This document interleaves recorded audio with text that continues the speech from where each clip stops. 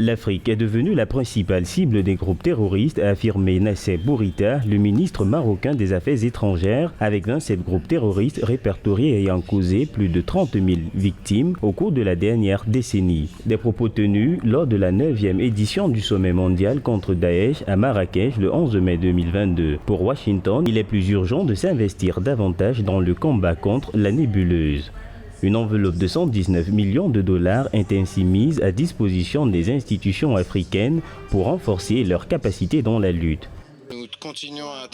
Nous continuons à travailler pour fournir un appui technique et pratique à nos partenaires locaux. Les États-Unis appuient ces efforts avec 119 millions de dollars pour l'année en cours. Le fait que nous ayons été rejoints par les délégations de 13 pays africains envoie un message fort à Daesh que nous nous tenons main dans la main pour les vaincre ou qu'ils essayent de prendre racine.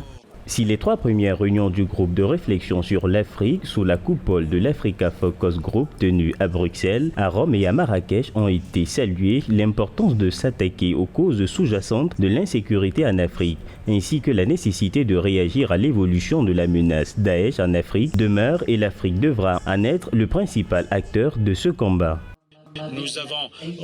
Nous avons reconnu que toute solution durable pour arrêter l'expansion de Daesh en Afrique reposera sur les autorités nationales ainsi que sur les efforts et les initiatives sous-régionales et régionales sur le continent, et la coalition continuera de promouvoir ces efforts aux côtés des actions civiles et aussi appuyer le principe de l'appropriation en tenant compte de la diversité des besoins des États africains.